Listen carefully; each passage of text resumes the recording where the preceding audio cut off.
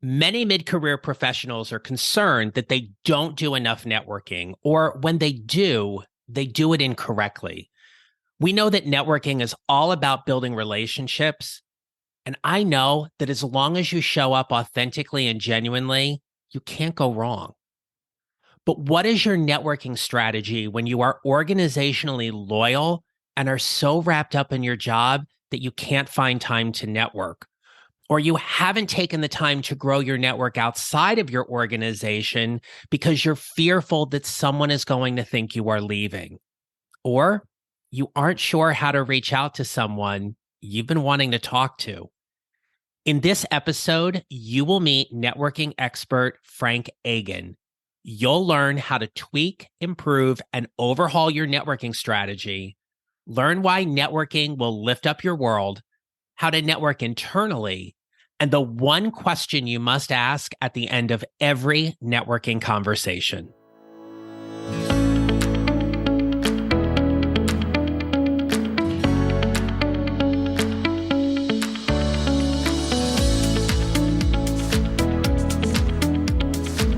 Welcome to episode 141 of the Mid-Career GPS podcast. I'm your host, John Nerrill. I'm here to help you find a job you love or love the job you have by using my proven 4-step formula. If you're a perfectionist like me, you know it's a blessing and a curse. And while you're celebrated for your attention to detail and quality work, you know there are times when you're spinning your wheels to get things done the way you want, especially in your job search. I sometimes refer to myself as a recovering perfectionist because I know this only too well. And it's another reason why I created my free guide for you. It's called 5 Mistakes Mid-Career Professionals Make and Need to Stop Doing. You can check the show notes or visit my website, johnnerrill.com, for more information and download your free guide. Let me help you start building your mid-career GPS right now. With the new year comes new goals and resolutions. For many mid-career professionals, doing more networking is a common one. This is one of the many reasons why I asked Frank Agin to join me. Frank is a networking and relationship building expert and the president of AmSpirit Business Connections, which empowers entrepreneurs, sales representatives, and professionals to become successful through networking. He hosts the Networking RX podcast with insights and interviews about building better business relationships, and he is the author of several books, including Foundational Networking. Let's take some time to work on your networking strategy. It is my pleasure to introduce you to Frank Agin. My name is Frank Agin. I run an organization called AmSpirit Business Connections, and I dub myself a student of networking, of building relationships, professional relationships. Frank, this is one of the reasons why I wanted to have you on the podcast, because so many mid-career professionals struggle, as you know, with trying to build their network or even how to do it correctly. And I promise you, we're going to get there. But I always love to have my guests share a little bit about themselves. So first and foremost, what'd you want to be when you were growing up? It varied. A police officer at one point, a football coach. I know when I was in college in the early 80s, I had this idea of opening up a video store, going back to my hometown, which sounds really stupid now. But at that point, you could rent VCRs. You couldn't own them. You could rent them. That's right. This is the coolest thing in the world, to have a job watching movies. When I was in high school, a senior in high school, I decided I wanted to play college football. I loved playing football. I decided I wasn't done in high school. I was going to play college football. John, I am 5'10", 185 pounds, right? I'm not going anywhere. And so I sent out lots of letters to lots of places and got lots of no responses. And one day somebody called my father. My father went to a small liberal arts college in Beloit, Wisconsin. And he played football there, and they just said, what's your son going to do? And he said, I don't know what he's going to do. I just know he wants to go play football. Well, the next day, the football coach called. This is a Division III school, about 1,000 students, and had a conversation with the coach. And he's pretty much said, hey, you can come play football here. We're not looking for kids who are Big Ten in size, which is Big Ten in heart, and you're it. I said, great. He said, when do you want to come visit? I said, I don't need to visit. I'm going to play football. I'll be there. I'll see you in August. Don't you have any questions? Don't you know? Yeah. What are the team colors? What's the team name? That was pretty much it, John. So I went off to college and I just wanted to play football. Now, Beloit College is a very good school, right? I mean, it's, I don't want to call it Ivy League, but it's a liberal arts college. It's probably, top 50 liberal arts colleges in the country. And the night before, went there for play football. The night before classes were to start, having a conversation outside of a bar with one of my teammates who was an upperclassman, and he just said, "It's tough here, man. They will flunk you out." And I just I don't want to not play football, so I'm going to just study. And that next day, came home from practice, first day of class, went to the library from 7 o'clock till 11 o'clock, and just did that every night. Religiously. Weekends it might be 5 to 9 or whatever, but just religiously studied, not realizing that wasn't natural. Did very well in school. And when they were asking me my junior year what it is I wanted to do, I literally said, I want to go back and open a video store in my hometown. And they kind of balked at that. And they're like, no, you need to go on and get a professional degree or go on to grad school, get a PhD. And so I ended up going to law school at the Ohio State University, got a law degree, got an MBA. That led me to a career in public accounting. I was a tax consultant. It was a great job. It was a great pay. I needed to know you back then, John, because it just wasn't something I wanted to do for the rest of my life. And I had no clue as to what my next step would be. But I was always very entrepreneurial and decided I was going to go into private practice. And a funny thing happened when I went into private practice. And the funny thing was that nothing happened. I had no idea how to get clients. I struggled. I was afraid. I'm sure many of your audience can relate to this. It's like, I don't want to be on the ladder I'm on now, but I don't know how to get to another ladder to climb. And somebody said, you need to get into a tips club or a leads group. And there was one here in town. I'll make a long story really short. I had an opportunity at one point after several years of being in it to buy it. And that changed my whole trajectory from being this attorney, very left brain, to being very right brain and trying to understand why these relationship things work. So, Frank, leading up to our conversation, you had shared with me that you didn't even know networking was a thing. No. And so was it through this tips or this leads group that all of a sudden you had to figure out pretty quickly how to network, or was it through something else? No, it was through this, because when I went to the first meeting, the way it was presented to me is that you can lift up your whole world by helping other people. And that's a really easy thing to do. I can go out of my way and talk you up. What a great guy, what a great podcast, and be very sincere about it. If I self-promote for 5 minutes, I'm exhausted, because we risk rejection in promoting ourselves, but we can't be rejected in promoting somebody else. I think John's great. I think he's an idiot. I don't care what you think. I think he's great. We just have a difference of opinion. But to hear somebody think that, directly that you're an idiot, it rejects you. So I started to learn little bits and pieces along the way. When I ultimately bought the organization, I really did it as kind of an investment. Hey, this is really unique. But I realized I needed to start to really understand why it all worked, or why it didn't work. And that, there's a lot of psychology there. There's anthropology. There's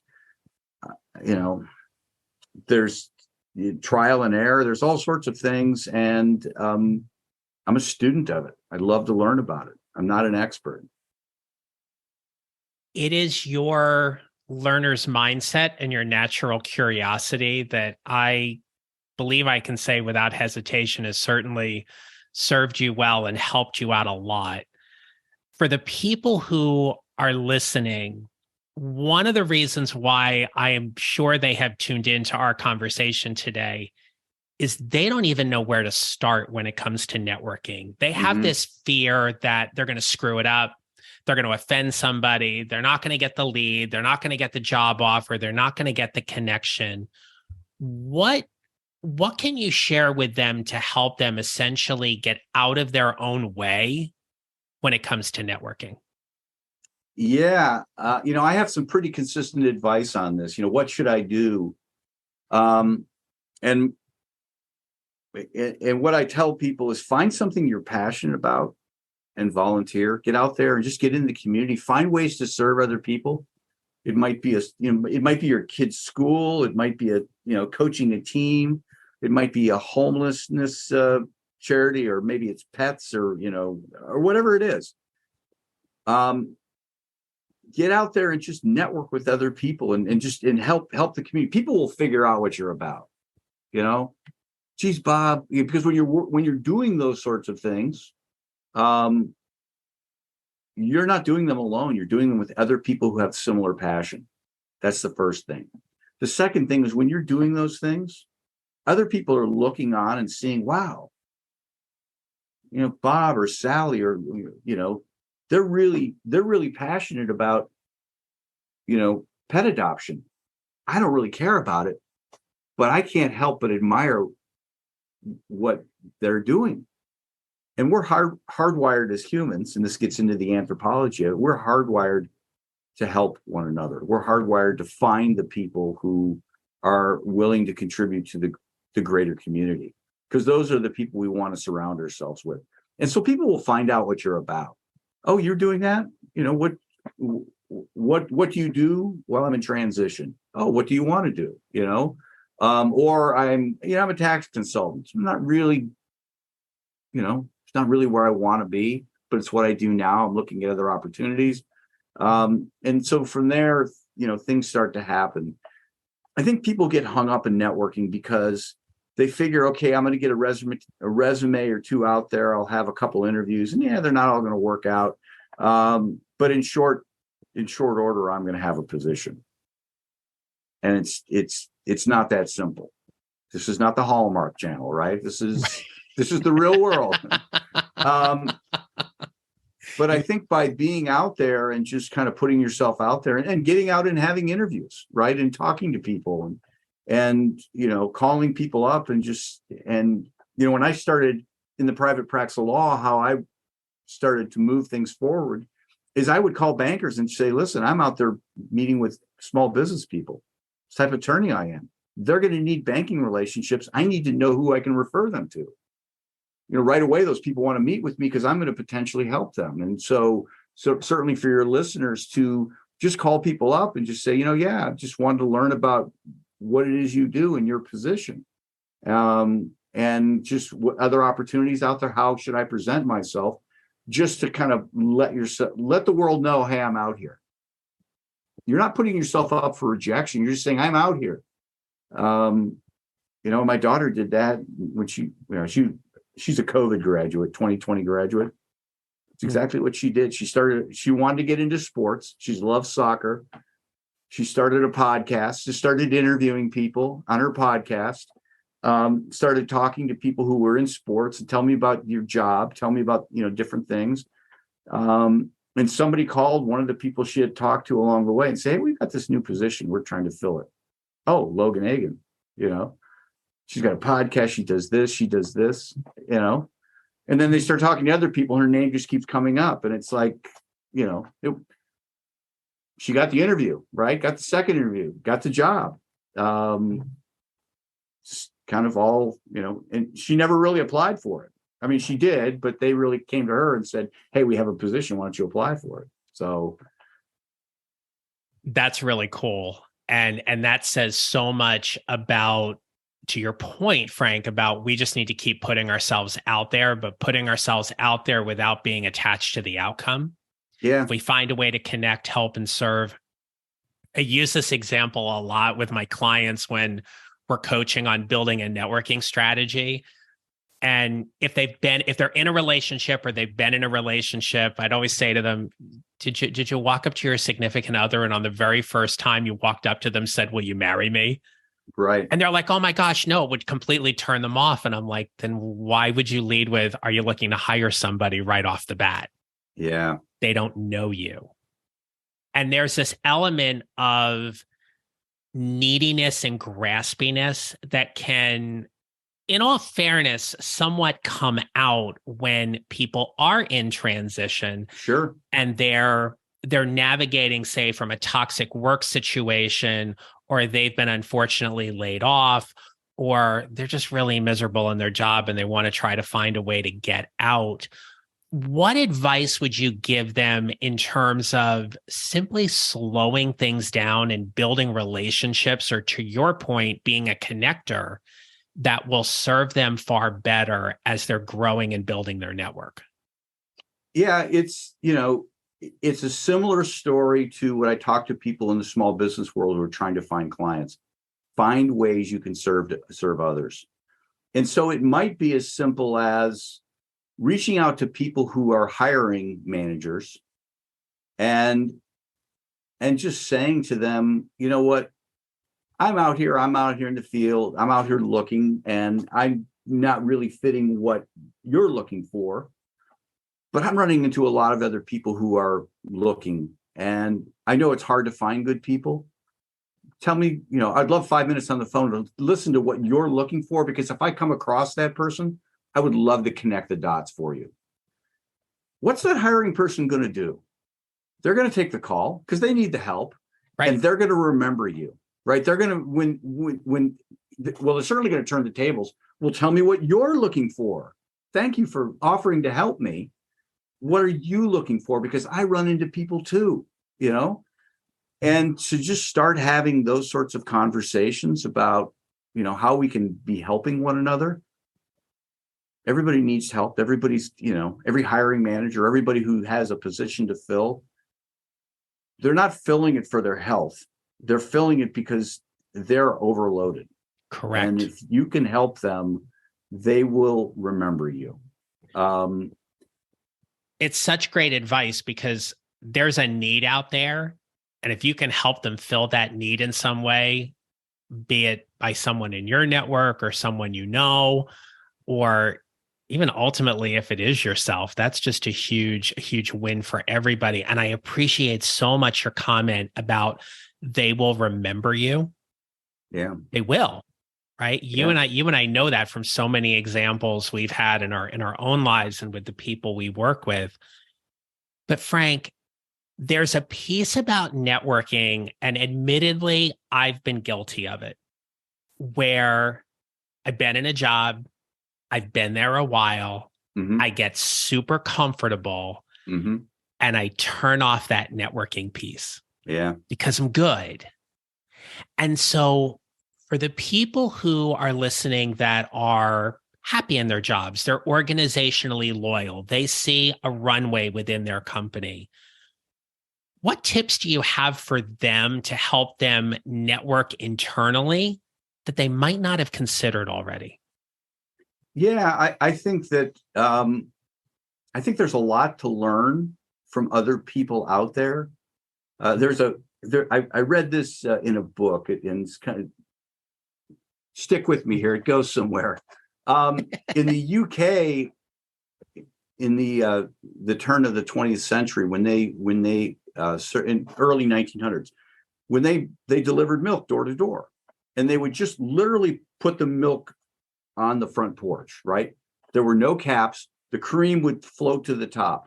And what would happen is the birds would get on the milk and they would eat the cream. Very, well, it's gross, right? I mean, it's just gross, So they started to put aluminum caps on there, so little aluminum foil caps.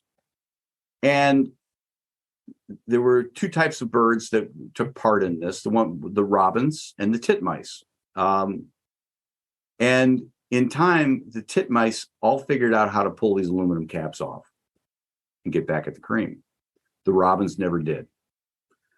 And the reason for that is that robins are territorial birds. If one robin will not let another robin into territory, whereas titmice, they work in flocks.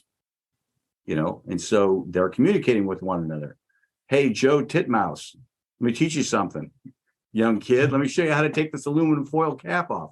And I tell that story because that's what you can do within your companies. You can learn about your company. You can see how it all fits together. And when I worked in public accounting, I was always really good at doing what I do now and connecting people. And I'd be out at my clients and they would be I'd be talking about tax things, and they would reveal, yes, we're looking to build this, this huge addition. And I would pump the brakes. I need to go back to the firm and I need to talk to the people who specialize in getting tax credits for these kinds of additions. Every state has them. It wasn't work I knew anything about, but I could pass that work on. But it was a function of me getting out and getting to know what was going on in the business and getting a bigger picture of what's going on in the business, because that just makes you more valuable. We think, yes, we need to be a specialist, but at some point we need to open up and be a generalist and know what the bigger picture is. And so I think it's always useful to earmark lunch a couple days a week with people outside of where you work in other parts of the company. Yeah, I'm a numbers person, but this marketing thing really fascinates me, especially the data analytics, which is numbers, right? My wife, I met her in the public accounting firm. She's a CPA. She started with a Fortune 500 company in accounting. And just through getting to know people, they're like, you really know the numbers, and we can get another accountant any day of the week. But executive compensation, they don't have anybody who understands the numbers like you do, and that's where she's been for the last 25 years, just kind of working from one side to the other. And so we get stuck in we think we get stuck in these little silos, and we forget that, our skill set can be utilized in lots of other places. But we need to put ourselves out there so they know what we do. Well, and that's the thing, right? If we keep putting ourselves out there and we keep sharing a message about here's who I help and here's what I help them do specifically, people will want to listen, right? Yeah. Especially when we say, I can help you. I remember working in an organization, and this has the potential for being an HR nightmare. So right. I preface with that, but there was a guy in our company who had worked on a very special project in a different part of the team and the organization. And he was someone whom I just wanted to know what it was he did, because it was going to help me understand his work and how I might be able to connect the team with and everything. Every single time I saw him, we were in the bathroom. So as a networking tip, we don't start conversations in the bathroom, right? No. And every time I walked by his office, the door was closed. So finally, one day, several weeks later, after really wanting to talk to this guy, I see him at the coffee machine. And I walk up to, he doesn't know me. And I walk up to him and I go, oh, thank God we're not in the bathroom. I've been meaning to talk to you. And he looks at me with his eyes got really big, oh, what the heck is this weirdo going to say? And I go, I'm trying to understand something in your world to help my team out. Can I have 5 minutes of your time? Let me know when. And he looked at me and he goes, I got 15 minutes right now. Do you want to go have a talk? And we did. And it opened up this avenue where I knew if I had a question about this particular part of the organization, he was my go-to. Yeah. I had a line to him that not a lot of people had. And that was all because I opened up a conversation and got out of my way to simply say, hey, you have some information that I think is going to help my team. Can we have a conversation? Thankfully, I was able to use a little bit of my humor to open up the door too. And Sure. He was receptive to that. But, that's the kind of thing where we can help a lot of people and people want to help as well. And so there's a lot of avenues for us to pursue. Well, one of the big things is said in a lot of companies is, so I hear my wife saying it, I don't know what the hell that person does. Yes. Well, and I tell her, I say, listen, the person would not be there if there wasn't something of value. Companies aren't stupid, Yeah, there's the old wives' tale about the guy who works at General Motors and picks up a bucket and walks 3/4 of a mile, sits on the bucket all day and then walks it back. Yeah, there's those stories. Those are the rare exceptions. People, people are honed in on every nickel and dime. And so there's value to what people do. And if you don't understand why they're of value, then you need to take the time to figure that out. Oh, so good. Absolutely. Well, Frank, we're going to start wrapping up this conversation here, but what advice would you give to someone who's listening to help them build their mid-career GPS? Well, I kind of alluded to it before, is get involved in the community. And it might not be something outside of the community, it might be within the company. A lot of larger companies have Toastmasters organizations. What a great way to get yourself networked. Or they have people who plan the holiday parties, in another great way to get networked. Playing on the bowling team, that leads right into, if they have it, or soccer teams. I mean, I knew a lot of people in the firm I was at who participated in, corporate challenge, or athletic type things. Those are the things, don't sit in isolation. There's a saying out there, it's not what you know, it's who you know. And there's a lot of truth to it. And you can just hunker down and be stuck in the books and really understand what you're about. But you just need to kind of get out and find other, people to network with, people in other companies. I would keep a log of it. If I had to do it all over again, okay, who do I have lunch with this week? I have a goal this year of having lunch with 100 people outside of who I work with on a day-to-day basis. So many have to be outside the company, so many can be within the company, but having lunch with the same 2 or 3 people every day, or at my desk with no one, that's got to, yet set a goal, have a log, people you can reach out to. And you'd be surprised what that will generate in time. That is some absolutely great advice. Frank, that just proves to me even more why you and I needed to have this conversation today. You shared some things that we haven't talked before about on the podcast, specifically around networking. And I know you gave the listeners a lot of value and some things to consider as they continue to build and grow their network. So if anybody is looking to connect with you further or wants to learn a little bit more about what specifically you do, the mic is yours, my friend. You can tell them anything about where to find you and how to connect with you. Yeah, I have a website out there. It's kind of the central hub for all things Frank Agin.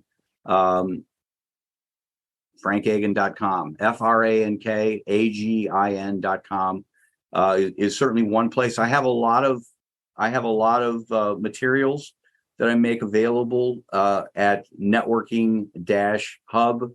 I'm continuing to kind of build out that part of my website.